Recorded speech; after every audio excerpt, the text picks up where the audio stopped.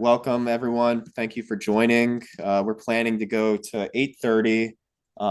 What you can expect from today. So you're going to hear from members of the National Network on Cuba, the Black Alliance for Peace, the Solidarity Network for the Black Alliance for Peace, and Diaspora Collective. All of us either participated in, helped organize the May Day Brigade, the most recent May Day Brigade of this year. It's a 2-week trip. I think most of us on here went for 2 weeks. So I was only able to do 1 week, but you'll be able to hear from comrades about their experiences. And let's see. Yeah, and we also really want to hear from you at the end too. So we'll be making sure to leave a lot of room for discussion. What you'll learn today is hopefully you'll take away kind of what the purpose of this brigade was, how it's different from, people who maybe just travel to Cuba for whether it's just kind of like personal reasons or not really part of kind of a larger project or plan. You're going to hear what we sought to accomplish, what people experienced on the island, what they learned from the people there. You kind of get like a rough outline of our trip, so you'll hear from people who were at Cuban hospitals, Cuban schools. The big thing was obviously the May Day march, which drew, I think a majority of the population on the island. For people we have some pictures of it, people who were there, definitely an experience that stays with you. And then we're going to leave you as well with kind of ways to plug into Cuba solidarity organizing. So whether you're like a longtime organizer or just starting to learn about Cuba and the Cuban Revolution, we want to leave with you some actionable items and ways to get involved, ways to learn more, and hopefully ways to join future brigades. All right. So without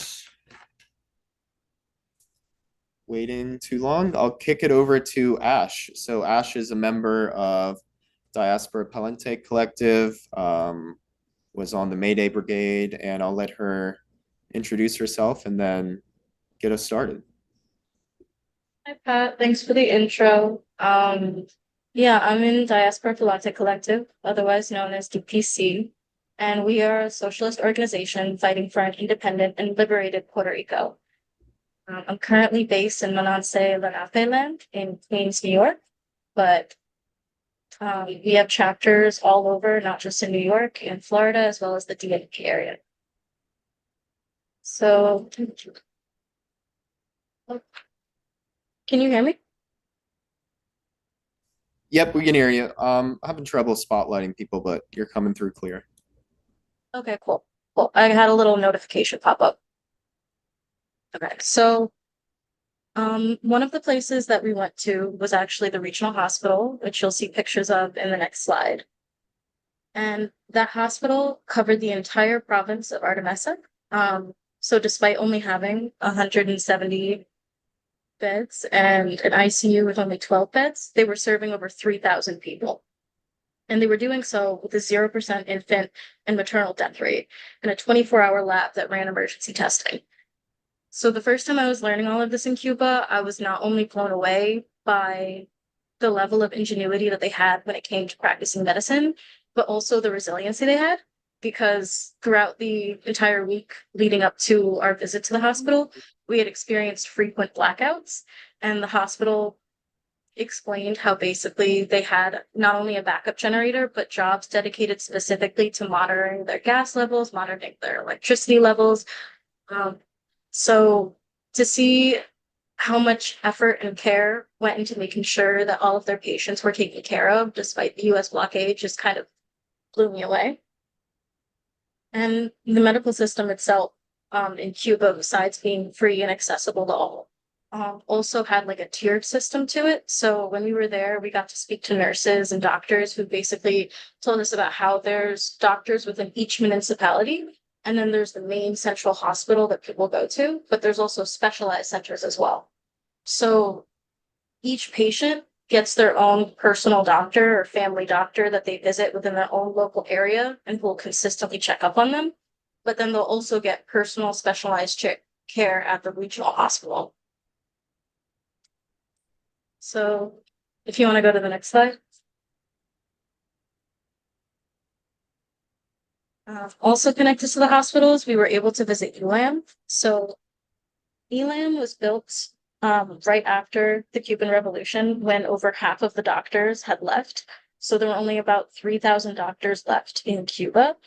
And Fidel, aware of the dire need for doctors and understanding that healthcare should be accessible to everyone, made sure that the International School of Medicine was a place where anyone who wanted to study for free could. So when it initially opened, it had 327 students from Nicaragua. And now, today, it has over 19,000 students from 110 countries. The only requirement for students basically is to go back to their communities and make sure that they're actually practicing medicine where they came from. So it's basically offering not only free education and the opportunity to get real hands-on practice in Cuba, but the guarantee that you're going to learn in a way that allows you to serve your own local community. Not only has Cuba trained over 100,000 doctors since ELAM's inception, Cuba continues to send doctors all around the world to help during natural disasters. During the 2010 earthquake that devastated Haiti, Cubans were there. When Hurricane Katrina hit, Cuba was offering to send doctors for free. And as we spoke to people who were in ELAM, they talked about all of the opportunities they had to not only serve their local community, but also serve in Cuba as well. So it was just showing that at every step of the way, Cubans were building that international solidarity.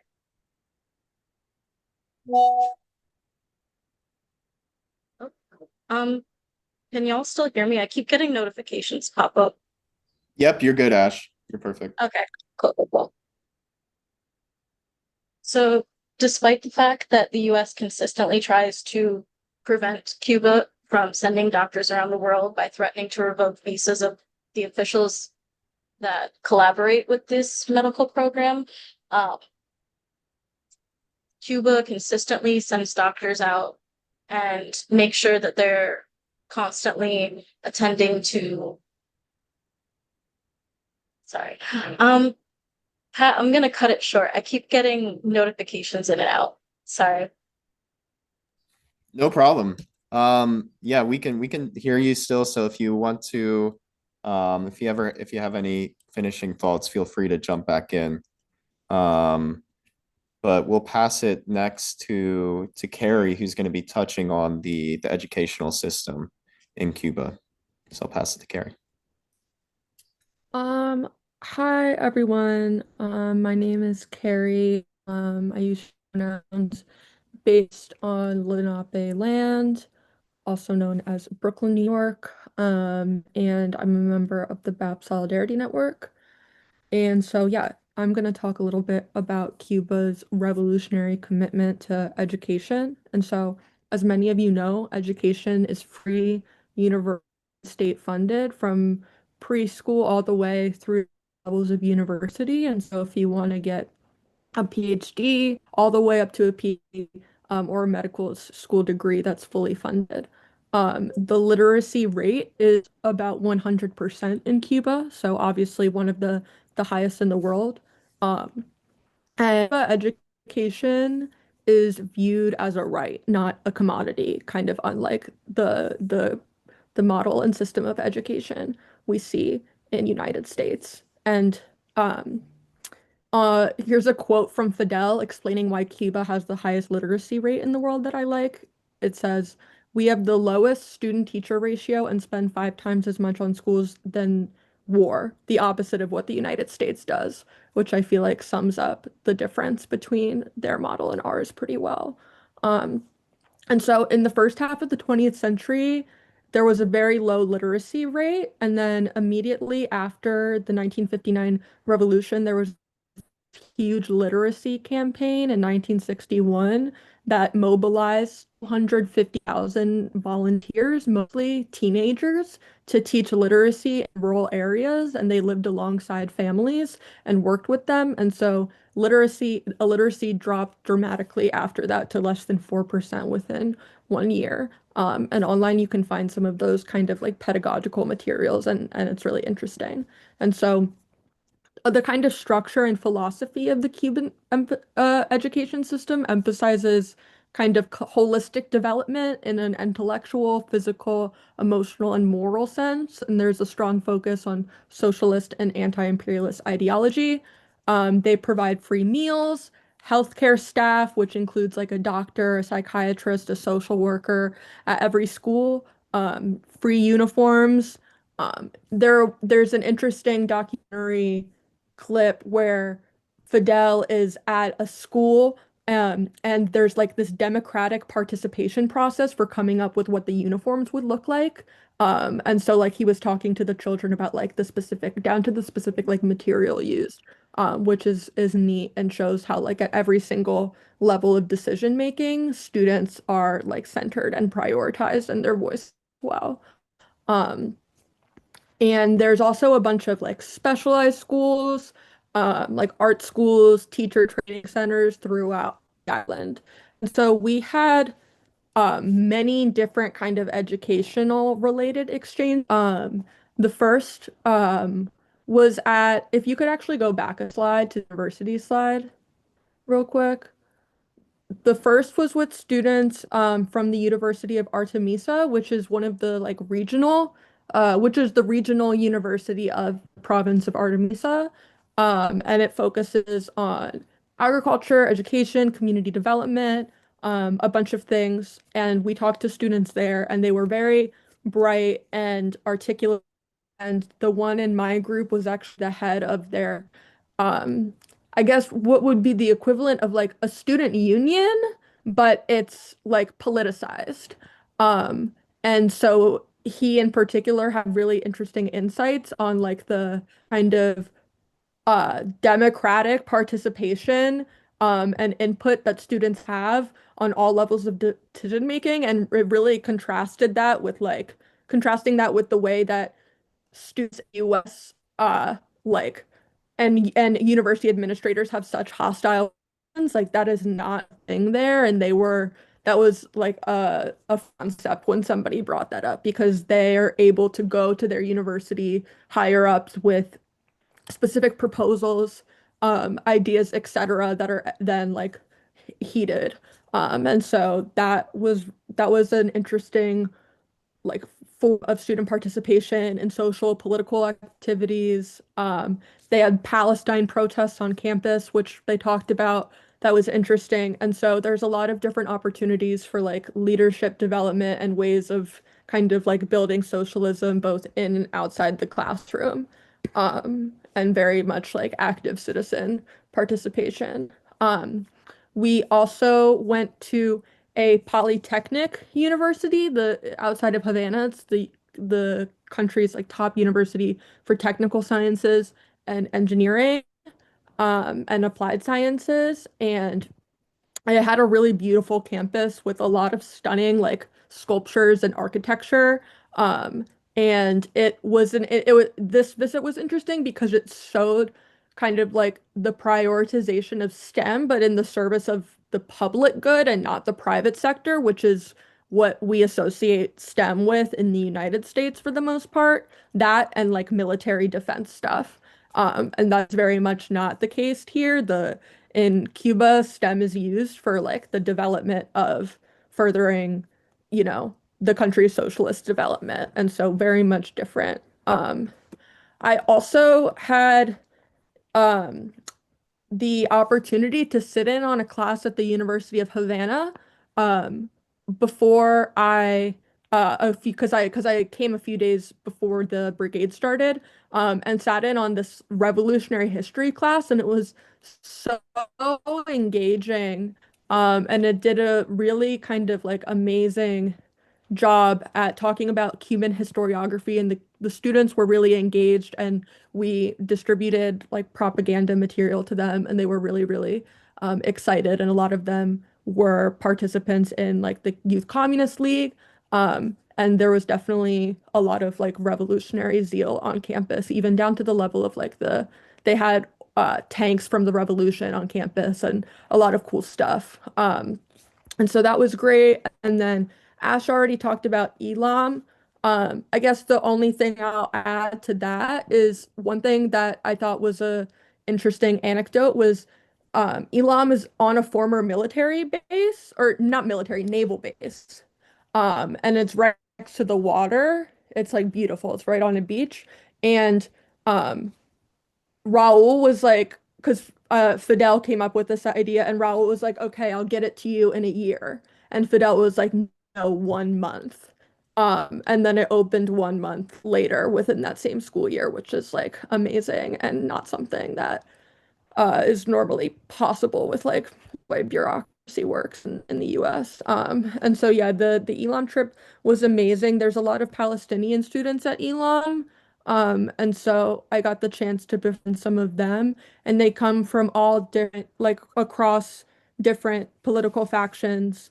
Um, and there's like a really concerted kind of uh, effort to support Palestinian solidarity initiatives, which is really great. Um, so lastly, I'll talk about if you want to go to the next slide, or the previous one.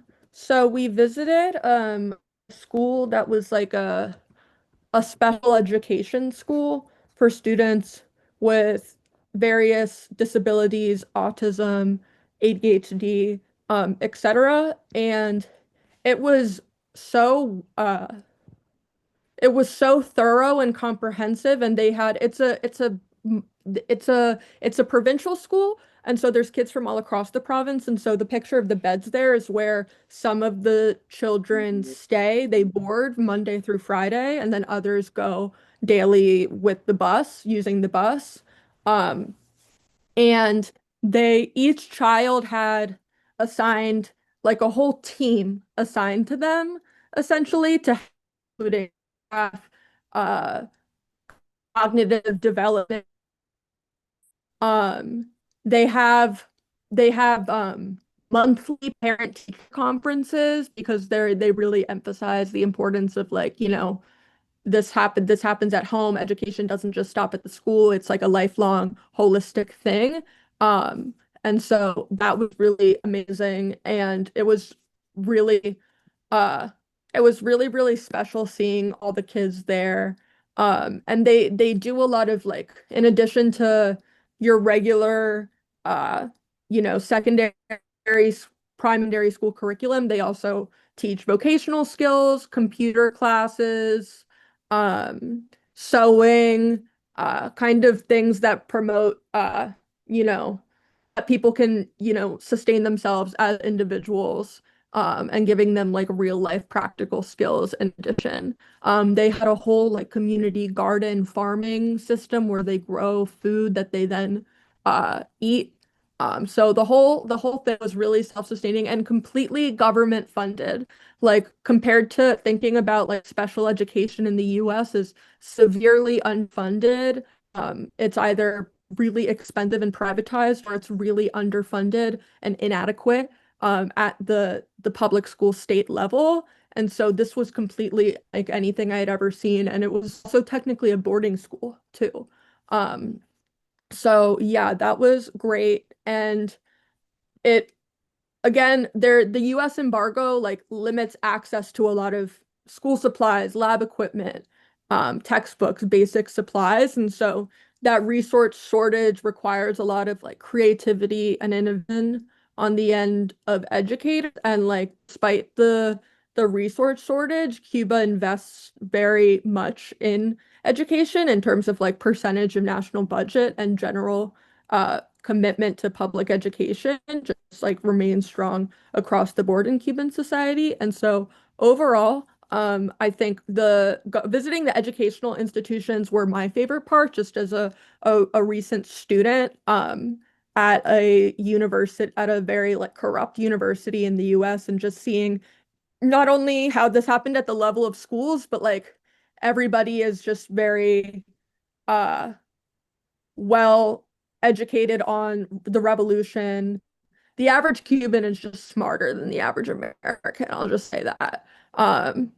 And so and I think that that is a society-wide effort, not like an individual thing. And so yeah, I'll just leave it at that. And pass it on to, I'm not sure if it's Cala Santua, but whoever's oh Thanks so much, Carrie. And yeah, you're right. We're gonna pass it on to Asantua next. So I'll pass it on to my comrade. And maybe Asantua, could you also just share a little bit, what is the Black Alliance for Peace? So this report back was in part organized by members of the Black Alliance for Peace. So I'll spotlight you for everyone, and you should be good. Okay, thank you. Greetings to all my comrades. Thank you so very much for this opportunity to share. My name is Asantua Nkrumah Ture, pronoun she, her, co-conspirator. I'm a member of Black Alliance for Peace here in Philadelphia, which is Lenape land. I joined Black Alliance for Peace in 2017, the year it was founded. And basically what it is, it's a Pan-Africanist organization. Well, maybe, I'm so sorry, a Pan-Africanist alliance, because our membership is composed of individuals and organizations of people of African descent. And we seek to reclaim, if you will, the Black radical tradition that is prevalent throughout our history. It was funny when it started, some of us felt that the Black radical tradition had been snatched from us or erased with the ascendancy, if you will, of Barack Obama as president. But many of us across this country and outside the US were thinking along the lines of, how do we regroup? How do we recapture? How do we remind ourselves and our friends, our neighbors, our families, the Black radical tradition, Paul Robeson and Ella Baker and so many others. So here we are. And for that, we definitely are pushing forth the true spirit of Pan-Africanism. Insofar as Cuba, oh my goodness, we could be here all night. But I'm very thankful for the opportunity to go to Cuba this year. It was definitely eye-opening again. And for me, I first went to Cuba with Mr. Rambus Brigade in 1992. So I was startled a little bit to see some of the changes of Cuba over the last 30 years, but definitely it was a worthwhile and memorable trip. I took, I think, more than 100 pictures, but for my presentation here, there's only a few. I encourage all of us to please go again if we can. I encourage us to share our solidarity work with Cuba, with others. And as been said often by the National Network on Cuba, this is how we show our solidarity, by going to Cuba, by organizing material aid and so many other things.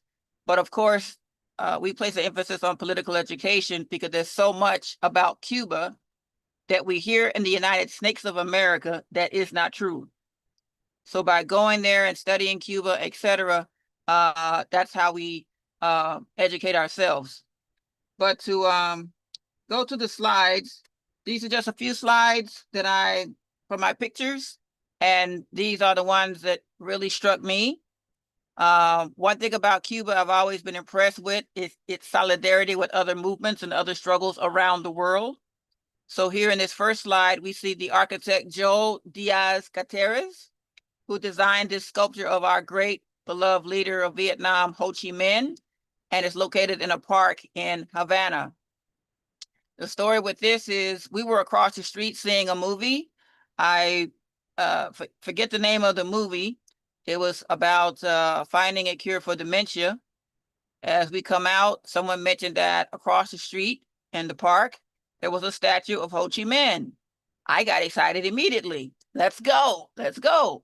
So we went across the street, and just so happens the architect here, Joel Diaz Gutierrez, and his wife were there. So we had a brief but very wonderful conversation with him and his wife. We took pictures, and just so impressed with this act of solidarity. And I think just a few minutes before this, we saw some Vietnamese dignitaries who were walking by, because around the time of May Day also commemorates the fall of the U.S. in Vietnam. So that was good to see as well. You want to go to the next one?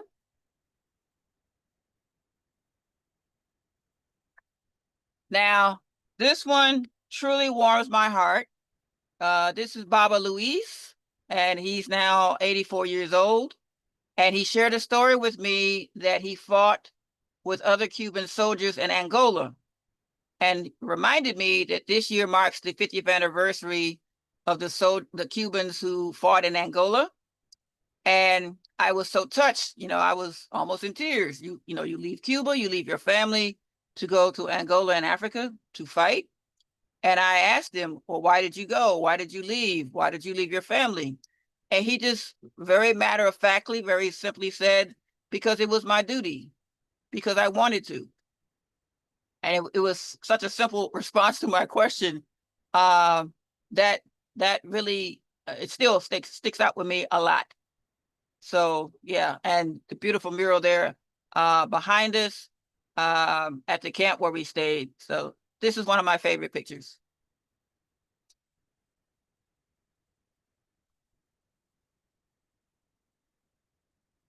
Okay. Oh, I lost that one. Okay. All right. This is another one of my favorites. I think for some of us here, we've read about Victor Dreke and his work in the Cuban Revolution. But this is he and his wife at the May Day parade on the plaza. Baba Victor is got to be 84, 5, 6 years old. He is still active in the Communist Party of Cuba, and he's a former commander in the Cuban Revolutionary Armed Forces. So it was a great pleasure, a great honor to meet him and his wife. Next one. Okay. Some elders, now in their mid to late 80s, who each fought in the Cuban Revolution and each are still members of the Communist Party of Cuba. This one sticks out with me as well, because during the Q&A, I asked the question, how many of you were then or are now in the Communist Party of Cuba? I think there was one more brother here, so it was about 5 of them, but all of their hands went up, and all of them were still members of the Communist Party of Cuba. So what does that say about their steadfastness, right?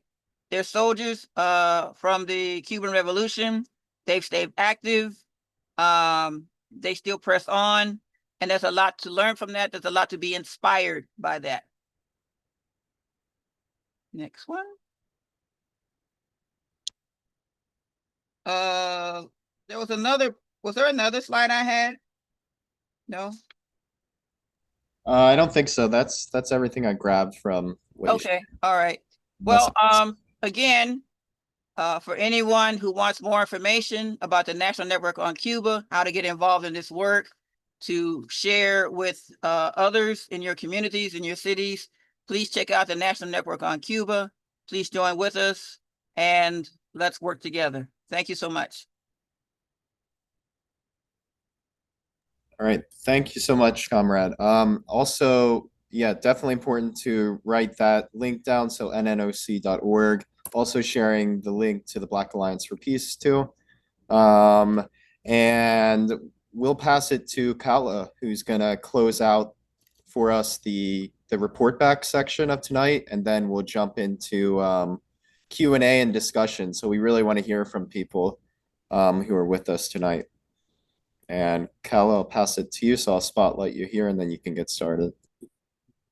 Thank you. I don't have any slideshow, unfortunately, but people can also take the time listening to me to click on some of those links that I dropped in the chat and get involved. in some Cuba Solidarity organizing and the new action committees for Cuba. I just want to add on a little to my comrades who already covered so much. This brigade was my fourth time in Cuba and my third May Day, and the second time that May Day since COVID returned to the Revolutionary Plaza because the fuel shortages have been so intense because of the US blockade that it hasn't been um, able to congregate all the workers there. And so it was, really, really powerful to be marching there with tens of thousands of Cuban workers. And the internationalist spirit felt more intensified than any other time I'd been in Cuba as a result of the Al-Aqsa flood and the Palestinian resistance and Cuba's solidarity with Palestine against the US-backed Zionist genocide, recognizing it's the same exact system enforcing these sanctions against Cuba. To pick up where others left off, in the second week of the brigade, we went east, which is such a different experience than Havana, because Havana is the more touristy part of Cuba, and we went to Santa Clara, which is where Che won the decisive battle of the Cuban Revolution. And as Asantua mentioned, meeting combatants from these great revolutionary struggles was one of the most amazing parts of the brigade. Some of the just greatest examples of international solidarity in history, from the Sierra Maestra, fighters of the July 26th movement, to the urban clandestine struggle, to the Bay of Pigs, to the Cuban solidarity operations in Angola, which, for people who don't know, 5% of the entire Cuban population was in Angola. We also learned, about the urban clandestine struggle, which was really interesting because the rural guerrilla struggle is very emphasized, but there was also so much, especially led by women in the July 26th movement in the cities in Cuba. And it was striking to me how young these combatants were when they partook in struggle, which is not any different than right now in Palestine or Ireland or Haiti. And when we asked for advice for our struggle as young people in the so-called United States, they quoted Juan Almeida Bosque, a commander of the July 26th movement, saying "Aquí no se rinde nadie," which means "here no one surrenders," and really imparting this sense of discipline, this unwillingness to compromise with the imperialist enemy, and unity and resistance that we need to take and apply to Cuba.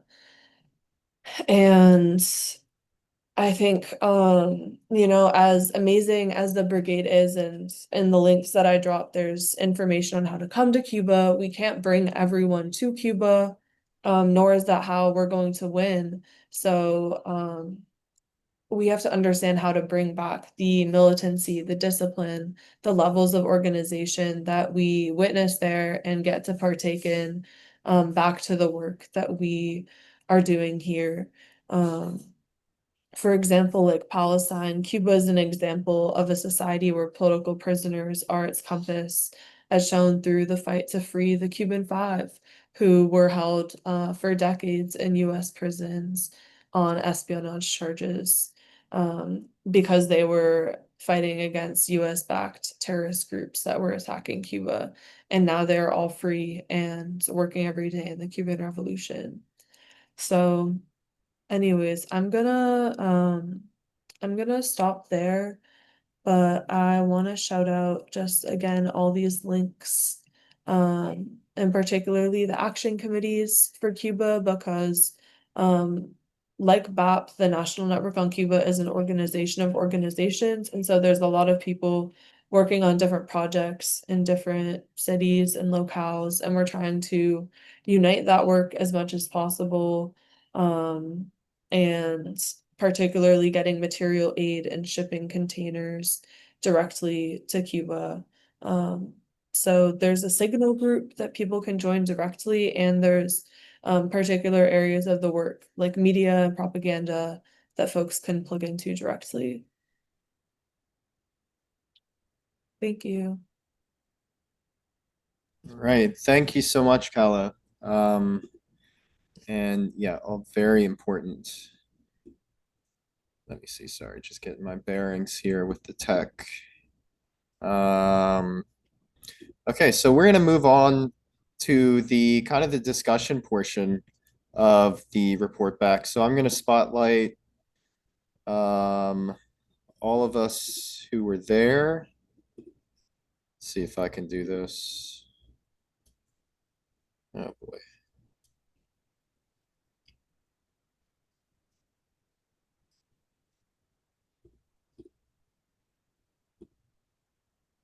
Okay, we got two. And then yeah, so if for people who were just gave the report back, so if you could turn your video on, so then it'll let me spotlight you with us.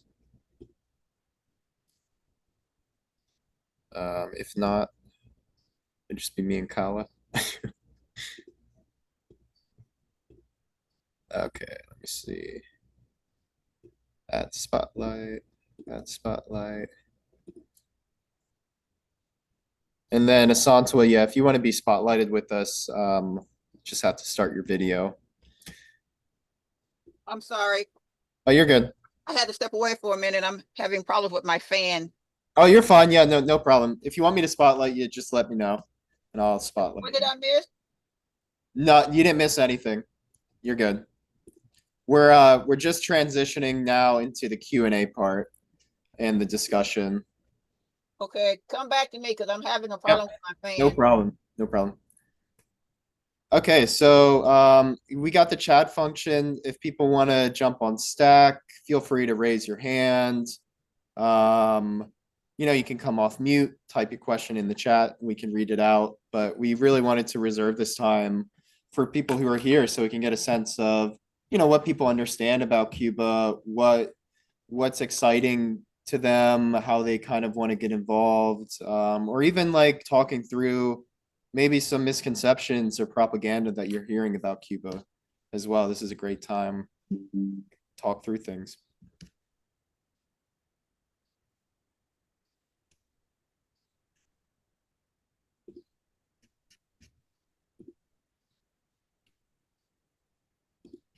Dana, do you want to come off mute?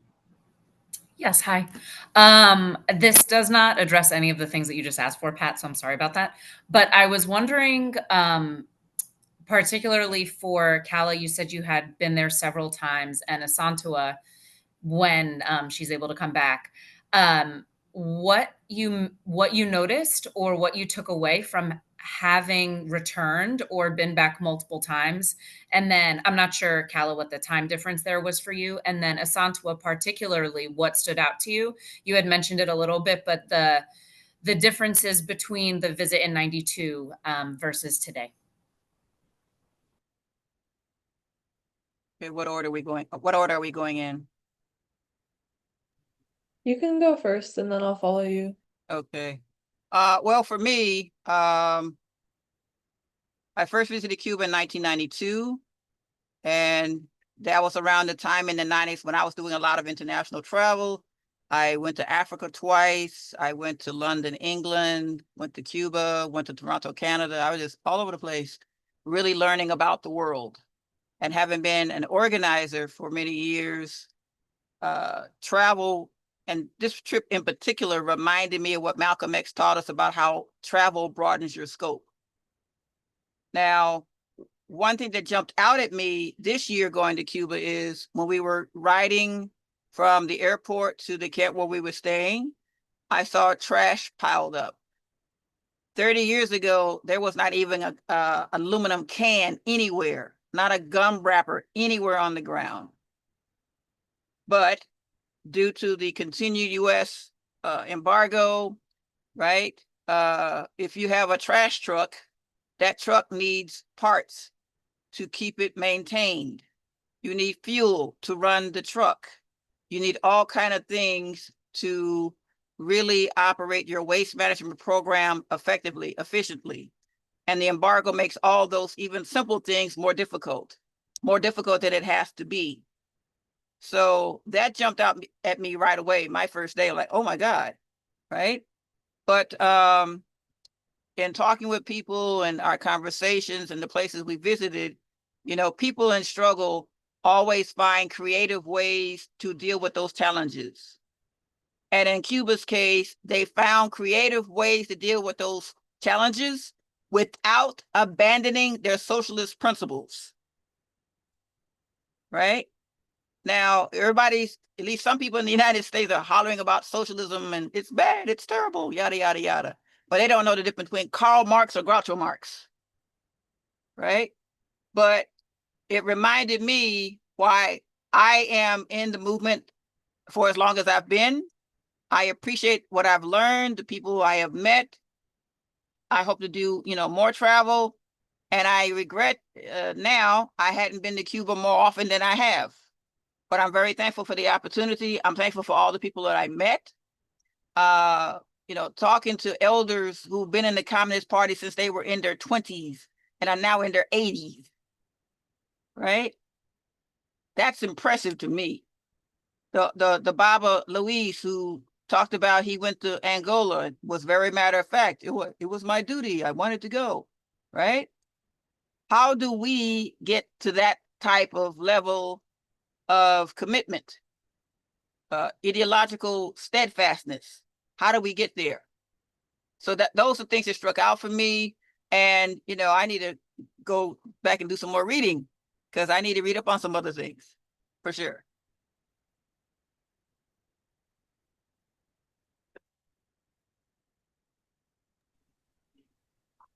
Definitely second all of that.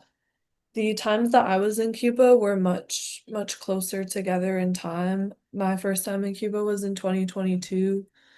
So each time I went was after COVID, which really marked a huge shift and downturn in the Cuban economy, in addition to all the extra sanctions that Trump added and Biden kept starting in 2017.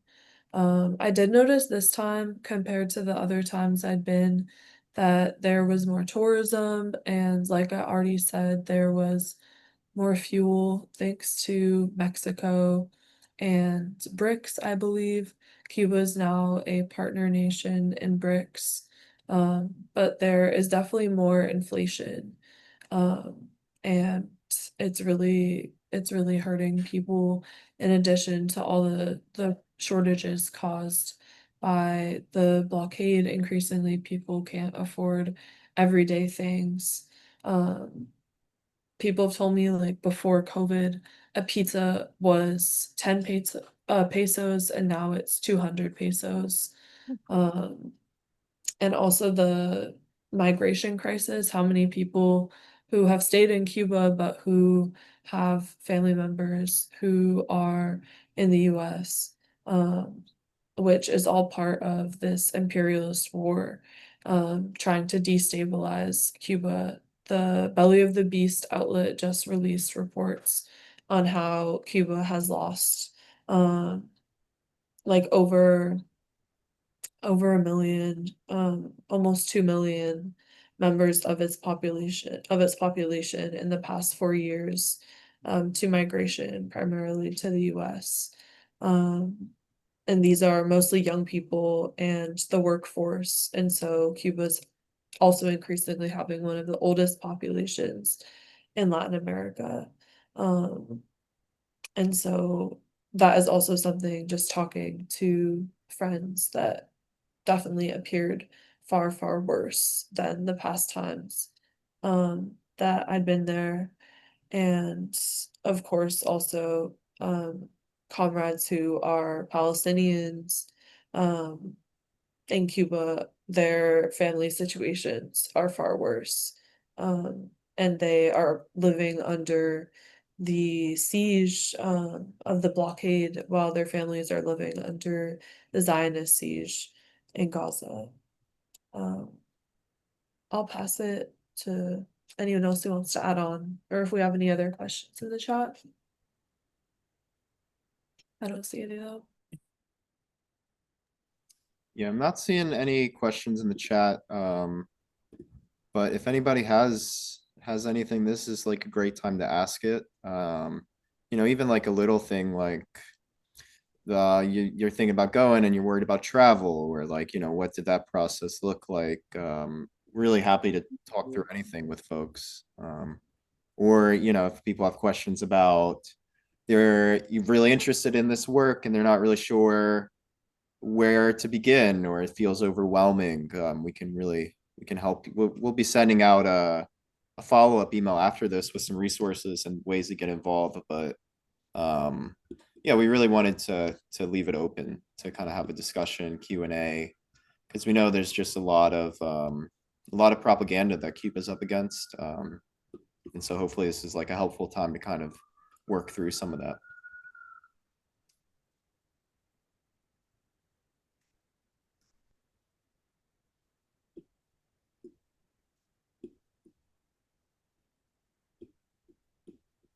Not all at once now. Ash, you got a question? I see you. Or a comment? Ash and I were roommates. Oh, we do have some questions coming in the Yeah, chat. we have some questions in the Okay. chat. My bad. And Sorry. Anna's joining too. So Anna was, do you want to give a quick intro, Anna? Hi, Anna. Sure. Oh, am I unmuted? Okay. Hi, everyone. I'm Anna. I am on Lenape land in New York City. I am part of Black Alliance for Peace, NYCNJ. This was my first brigade to Cuba. Was there with all these lovely folks. But my third time in Cuba. But totally different experience. Yeah. Anything else I don't know if we should jump to the questions, but yeah, happy to be here. Yeah, thanks for joining us, Anna. We can get into questions, but also Anna, if you want to take a couple minutes to share anything that really resonated with you or stood out. So, you know, I gave the intro and then folks gave individual report backs, but if you wanted to share anything before we jumped into the questions, feel free to. Yeah. I think for me, a standout was visiting one of the schools that I think Carrie, you covered. That was that had students with special needs and different, you know, developmental issues. And so I have worked with kids for a long time. I worked at an early education center in Massachusetts throughout college, and then I nannied in New York for 3.5 years. So I think it really hit home for me to just be able to see those stark differences between the way that Cuba invests in children and their development versus what kids experience here. And the center I worked at was something that was very expensive, but just even to understand and see the differences between teachers, for example, like the teachers that I was working with who were so underpaid, so unhappy, had gone into such student loan debt to then turn and make not enough money to sustain themselves. And so those are the kind of folks that, to not their own fault, are going into these schools and working with children. And I think that effect that it has on students when teachers aren't happy, right? And so, but yeah, just the individual investment in all of these kids to have skills, especially being in the US, the belly of the beast.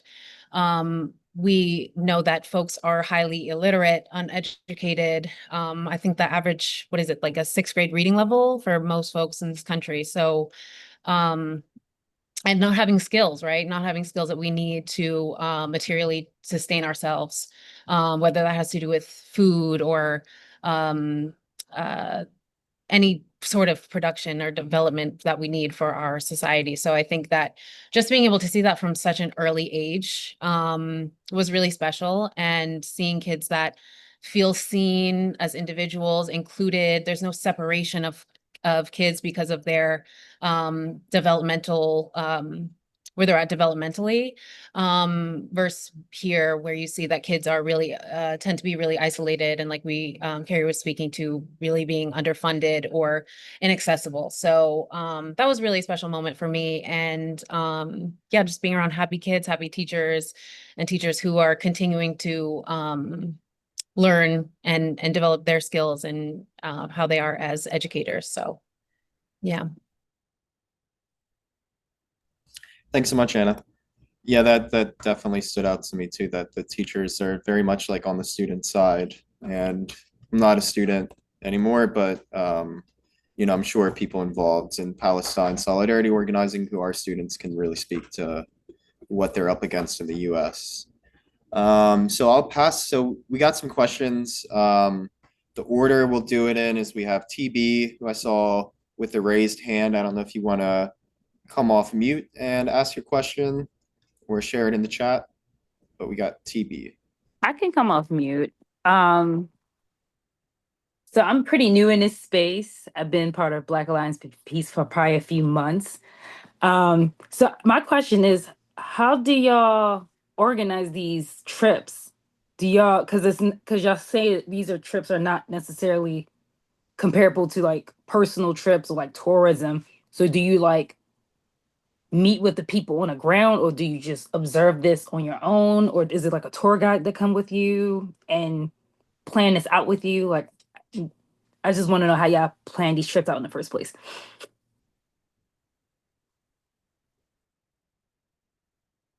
Shall I? Go ahead, Carla. I'll start to answer that, and then anyone else can feel free to build off. The trips are organized by the National Network on Cuba, which is a coalition of over 70 orgs united against the blockade, and the NNOC partners with an org on the ground in Cuba, which is known as ICAP, the Cuban Institute of Friendship with the Peoples, and they coordinate dozens of different countries and their delegations to visit Cuba and to do Cuba solidarity work year-round. And they also have their own like travel agency that they work with called Store, that does like translation and tour guide work. And so there's a big team on the ground in Cuba that we work with that makes the brigade happen. And we stay at a camp that was built by international solidarity activists decades and decades ago, and we help uptake the camp and paint murals there, and also get to know the folks that work there. And there's also opportunities like for people to get organized within our delegation since it's so huge, and to meet other people from different countries, of course. And maybe other people want to speak more to this, but there were opportunities to like get organized in an African delegation or like group to speak about your organizing, or for Palestine related work during the brigade. So the point is always to not treat it like a tourist trip, but really as an opportunity to maximize the work we're going to do when we get home. And to, yeah, connect with people from our regions who are doing similar work to us. If I may add, like what someone has said here in the chat, these trips are legal. When I went in 1992, we had to go through Cancun, Mexico, or Canada, and then go into Cuba. Now that laws have changed, not totally for the best, right? Because there's still a US embargo against Cuba. But now we have direct flights from different cities in the US to Cuba. So in my case, I went from Philadelphia to Miami, Miami to Havana. That was, you know, of course, much more convenient, but the whole process of it getting to that point, right, the United States needs to respect the self-determination and sovereignty of other countries, full stop. And the United States doesn't. So in our solidarity work, we go through a lot of, changes and whatever, but that's also part of the learning process. This is how US imperialism treats Cuba, right? It's the bully, and all of that. And as someone had said before, when I went as, in solidarity with Cuba. I saw it as an educational trip. I definitely didn't see it as a vacation because we worked. We went somewhere exciting every day for those, in my case, 14 days. But it's definitely worthwhile. It can be life-changing, and to really learn about another part of the world and unlearn what the U.S. has told us about Cuba. I have friends who've been, to different African countries who the U.S. determines as the bad guys. I have friends who've been to Libya, before Libya got bombed, etc. This is part of our learning process. So, if you can go to Cuba or any other country for that matter, definitely go. All right, thank you. Did anyone else have anything they wanted to add to that question before we go to the next one? All right, sweet. So next one we have is from Brittany in the chat. So she's asking, since folks normally bring supplies, what are the biggest needs that Cuba has these days? And yeah, I think just to add on that really quickly. So part of this trip was you're expected to bring medical supplies. And someone tell me if I'm wrong, but I think our delegation brought more than $200,000 worth of medical supplies. So it was, that was like 250,000. Yeah, so a huge success there. There's organizations like Not Just Tourists who will literally send you a suitcase. That's what I did. It's really easy and straightforward, really helpful for getting medical supplies over there because, if you're doing that on your own, it can obviously be costly. There were orgs that did fundraisers, individuals that did fundraisers. So yeah, definitely important to kind of like plan ahead and include that as part of the trip. And Leo in the chat says, yeah, over 113 suitcases worth of medical and school supplies. And I don't know if does anyone know details on kind of what is most needed right now? I've heard like sutures. Yeah, I can. Yeah, cool. Yeah, syringes and needles are a big one. Because there are medical supplies that can be kind of reused in a sense. And I think that was a big one. I know that the 2 suitcases I brought were full of just strictly those 2. So I know that that's like a priority.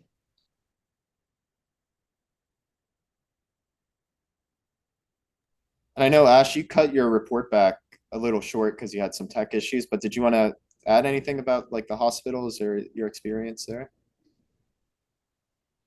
I was just gonna say that like Elam in particular, and seeing how all of the students were being trained and then going to the hospital back to back was kind of like eye-opening in terms of how we treat medicine in the US. You could see the level of care and also the amount of ingenuity they had when it came to solving problems. At one point, the doctors were talking about how there was somebody who had a full-time job of just making sure that they weren't using too much gas within the hospital. And their entire job was just monitoring the level of gas that was used within a given day.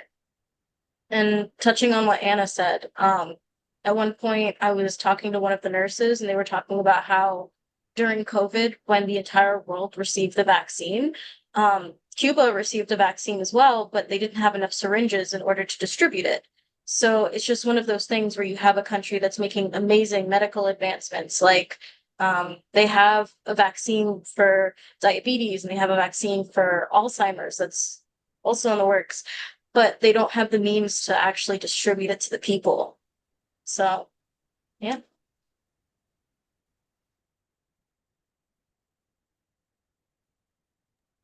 Wait, did you hear that or no? Was Yeah, that? perfect. Yeah. Yeah, you're good. Yeah, you're coming through clear. Did anyone else want to add on to that before we go to the next question?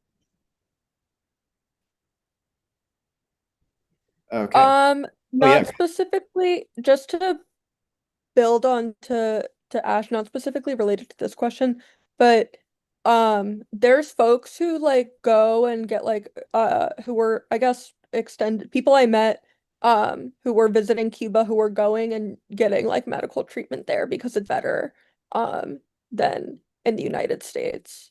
But yeah, there's also I think pacers are another big need. Um that was another one that I remember hearing.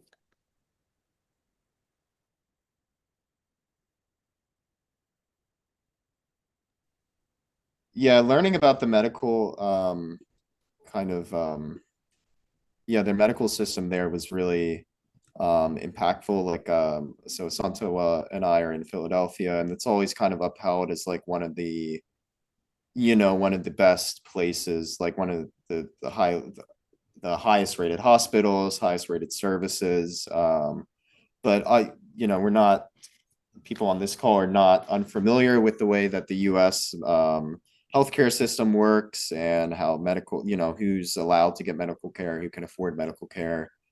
So there's people in Philadelphia are not getting access to those hospitals despite what's available, and just seeing the commitment that the doctors have, how every resource is literally going to treating the patients, caring for the patients. People, I don't think this was brought up, but the people went to maternity ward and there was a 0% maternal mortality rate, 0% infant mortality rate, or very low, which is which is unheard of, I think, in the US. And then Ash, I see you got your hand raised. So You can finish your thought. I didn't want to like cut you off. I just had something to add. that was my thought. Great thought. I was just gonna add that we had also went to a facility that was doing research in the biomedical field, and they talked about how they're screening now for different kinds of conditions that mothers have, and that every single mother in Cuba was required to do this screening. And it's showing the level of care and the fact that they're very preemptive in that care in a way that's just not seen in the United States. Yeah, for sure. Did anyone want to add anything on that note on hospitals or what they kind of experience with the healthcare system? I guess I could quickly just add that also, I think Cuba's vaccination rate, extremely high vaccination rate, also goes to show that the Cubans trust their healthcare system. They trust their doctors. And obviously we can see here from the pandemic, the lack of trust and the decreasing trust that folks have in our healthcare system to not be vaccinated, not get vaccinated. So I think that's a just clear, easy data that goes to show that goes to prove that point.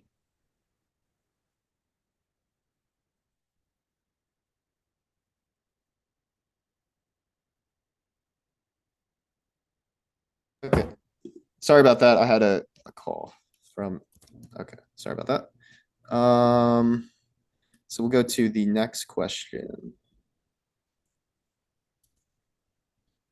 And I think it is from Jada. So it's a question about food sovereignty, solidarity trips. Yeah, I guess that's a general question. So if those exist, or Jada, and feel free to come off mute if you want to elaborate. But question about food sovereignty, solidarity trips, and then if any participants have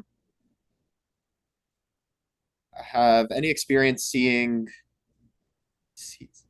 how Cuban farmers save seeds, and more about, I guess, the kind of ways they're working around blockade and limited resources. And Jada, if I'm getting that wrong, feel free to come off mute or clarify a bit in the chat.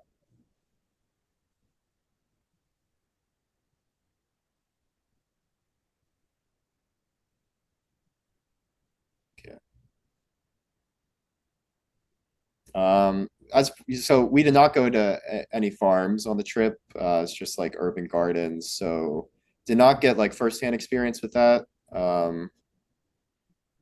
But did anybody want to speak on that, or kind of maybe what they experienced on some of the work trips or Asantua? Yeah, we did go to one farm. Ash, what farm was that we went to? Do you remember what it was? Oh, it was an urban garden. Urban So garden. yeah, My so bad. it wasn't exactly like Urban farm. garden, urban garden. Yes. Um, I don't remember the name of it, but it was outside of the province that we were usually staying in. So I think the techniques they were using might have been specific to that area. Yeah. Yeah. But I do remember, this was several years ago. There were certain brigades from other groups that would go to Cuba with a particular focus on farming techniques or different kinds of crops or whatever. I don't remember the name of it, but all of that has been going on now for many years. Different groups go for different types of trips to learn different types of things, but always in solidarity with Cuba. I don't remember what they were, what years, but yes, there's been many of those over the years. is it the group that focuses specifically on Afro-Cuban farmers? I don't remember, Ash. I don't remember.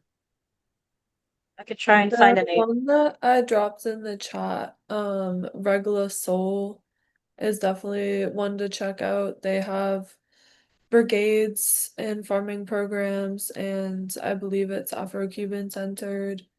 And Witness for Peace is also another good group to keep an eye on. They do very like they're constantly doing different focused delegations, but they will do different farming ones in Cuba and elsewhere.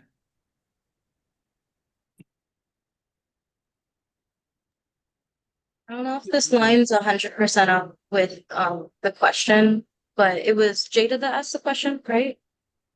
Jada or but as far as sovereignty goes and like how Cubans like combat the issues that go with the blockade, we had the chance to go to um this school where basically they were having this childcare program where families could enter via lottery and like your kid could be taken care of kind of in this like daycare setting. And me being nosy, I went around and asked questions. And one of the ladies was nice enough to take me to the backyard where she was showing me how they were growing their own little plants and how they were growing their own little food in the backyard. And anytime they had extras, they would also share it with the families, the community. So obviously it's not going to be like homogenous across the board, but I think there's also just like a community centered approach when it comes to food insecurity in Cuba. And there's a lot of sharing. They're always sharing.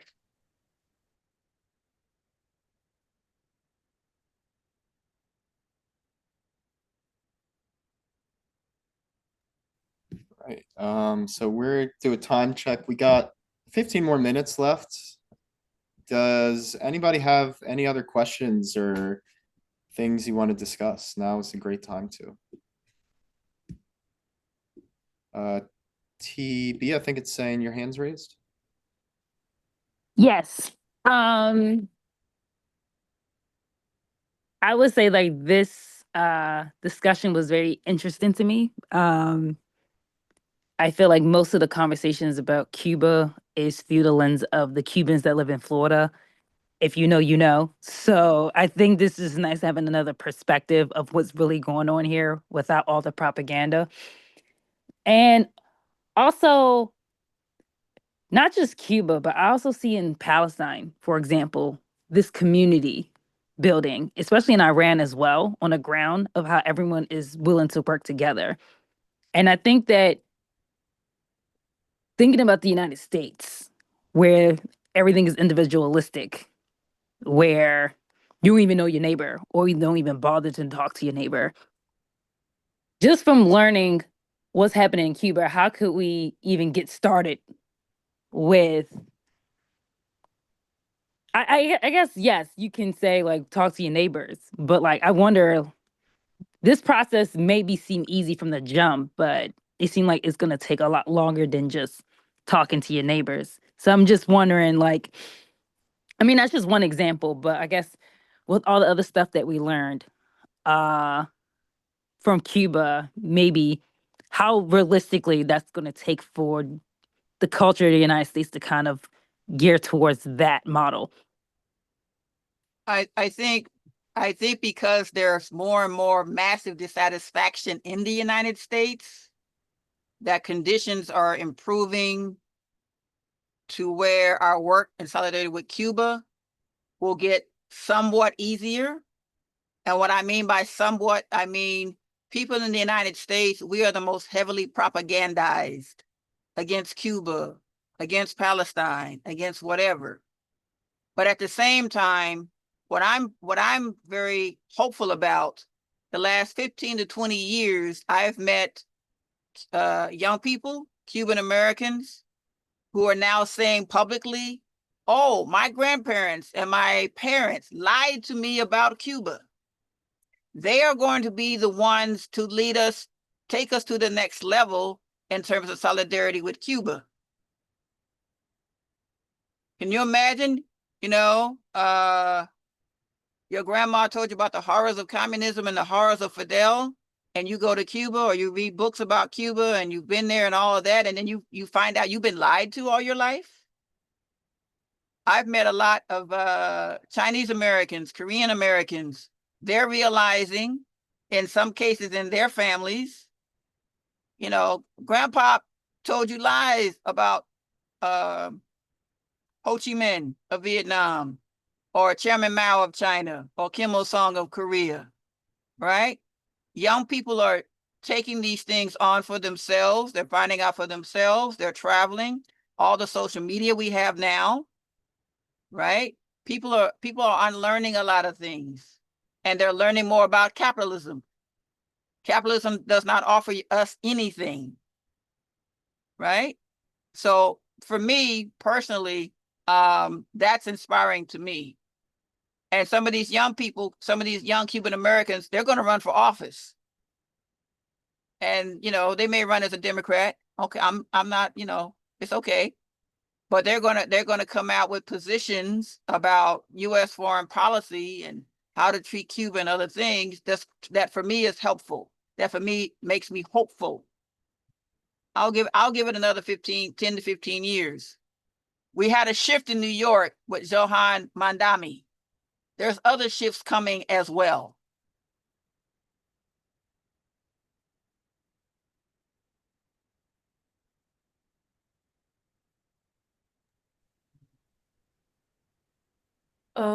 I just want to add on and also respond to the question someone dropped in the chat asking what's most necessary for agitation for Cuba here.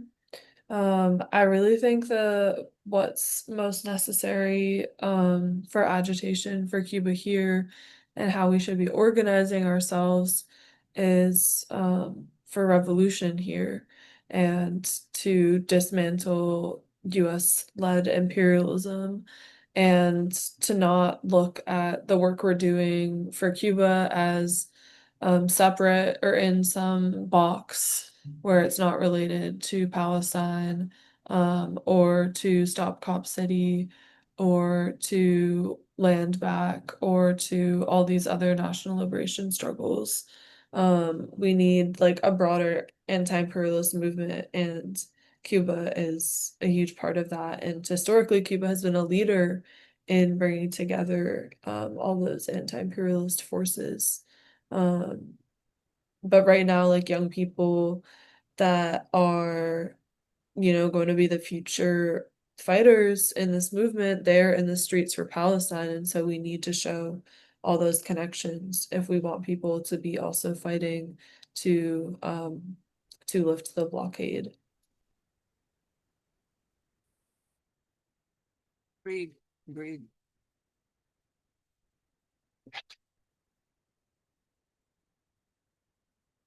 Also, I think next steps too. So we'll have a follow-up email with all the resources and kind of links that were discussed. I don't know, Kala, if you want to share like the links that you put in the chat one more time so folks have them. For sure. But then also want to spotlight too, the Black Alliance for Peace does have a campaign. So that's just kind of like a tangible way to make connections here. It's a Zone of Peace campaign. Let me, I don't know, Santo, if you want to talk about that at all, or I can put, I'm trying to figure out my. Zone of Peace is basically one of several of our programs to focus on U.S. imperialism in the Caribbean, Caribbean, Central America, and what's going on there. And also noting people of African descent who are in those countries, what's going on there, who are the different forces, who is the U.S. backing, right? So for example, we have our solidarity with Cuba. We have our solidarity with the people of Haiti. We know a lot of the misery and suffering in Haiti now is the U.S. is backing one gang or another, right? You have all kind of other things the U.S. does to cause destabilization and confusion in Haiti. Just as an example, the United States now is trying to pressure different countries of the Caribbean to not send their young people, to not send their students to the Latin American School of Medicine in Cuba. One article I skimmed through was regarding Barbados. And I met a student from Barbados when we were in Cuba this time. So those are just some things. Going to our website, you can find out more about the Zone of Peace. There's some political education resources regarding Haiti, regarding the Zone of Peace, regarding Palestine, regarding Africa, regarding police in Cop City, the 1033 program, and a host of other things. Yep, and I'll put in the chat some of the core demands from that campaign too, because they're closely aligned with some of the objectives of the brigades. And if I get these wrong, someone please jump in. But no, you got them there. Okay, the core. Oh, but yeah, these are the Zone of Peace ones, and they align pretty well with there's obviously a lot of overlap with what the NNOC is trying to accomplish. So want to primarily end the illegal U.S. blockade, the sanctions, remove Cuba from being arbitrarily placed on the state-sponsored terrorism list, and close Guantanamo Bay and return it to the Cuban people. And the fourth one is just, I think, to combat U.S.-led propaganda. And on that point, we had the chance to meet with a professor from a local university, and he gave us like a very detailed overview of just how insidiously the U.S. pursues media propaganda against Cuba through a lot of stuff like with U.S. aid or NED, the National Endowment for Democracy, all these different media outlets that are, created by the U.S. government to attack Cuba. And it was really interesting to learn the target audience for these are a lot of, people in the Cuban diaspora. So Cubans in Miami, particularly, these media outlets are targeted towards them. But I think as like Asantua and everyone else is kind of, discuss more is like this, it's not working. People are really seeing through the cracks. It doesn't mean that we shouldn't take it seriously, but it does give us hope and revolutionary optimism, I think, for the future. And we are at 26. So if anybody has any final questions or thoughts or, last minute things. Dana, you have a hand raised? Yeah, I'll always get in there if you give me an opportunity for a last minute question. One of the things that's been coming up a lot in conversations with Haitian orgs that we collaborate with is this term of concrete solidarity, what does it mean for us here in the belly of the beast to show up in concrete solidarity with people throughout our Americas? And I'm just wondering, I know some of the gems on these types of trips are in this in between conversations that you're having with comrades, or the, especially, the elders that I heard so many of you talk about that you got to interact with. So I'm wondering if from those interactions, or even from working with National Network on Cuba, how the Cuban people would define, what does concrete solidarity either look like or feel like to them for us to show up in that way? Well, they specifically told us on this trip, they want people to come visit, and they want people who visit to bring donations of school supplies and medical supplies. I heard that several times during this trip, and I was there for 2 weeks. Now, that's particular to Cuba. I'm not sure about other countries like Haiti, but you make a good point. When we show our solidarity, we have to show our solidarity in ways that are meaningful for those that we are showing solidarity with. Solidarity is not charity, it's a political act. It's a form of political resistance.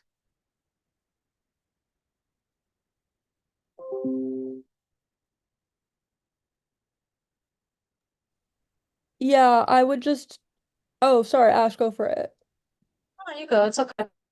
Um, yeah, I think like dispelling disinformation about Cuba and spreading the word amongst like everyday people, just because the average person, born and raised in the US, is very propagandized when it comes to Cuba in particular.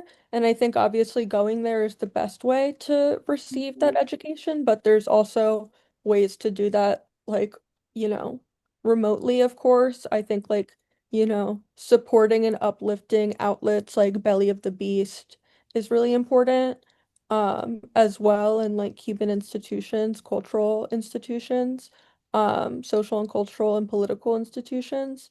There's also, I know there's like these containers. I'm probably not the best person to explain this, but this like Containers for Cuba initiative, in which like huge containers of aid, organized by the Cuba action committees, will be, collected and then sent over to the island. And so I think that's a great opportunity to plug in even at the organizational level. And would be cool to see like BAP, have a presence there once that initiative gets built out a little more. Yeah, no matter where in the country you are, you can fill out that form, join the Signal chat, and get involved in the Containers to Cuba campaign.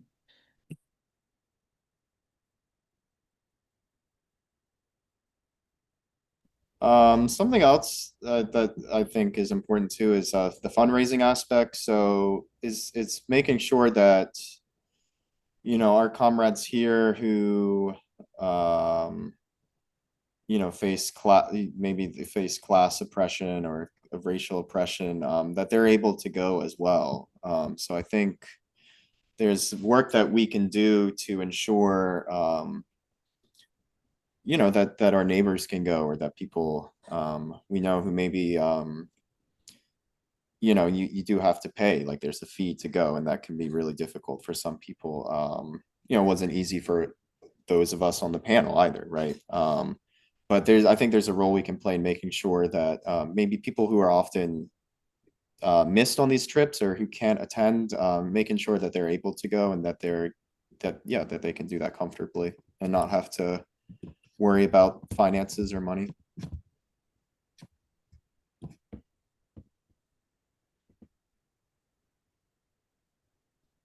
All right.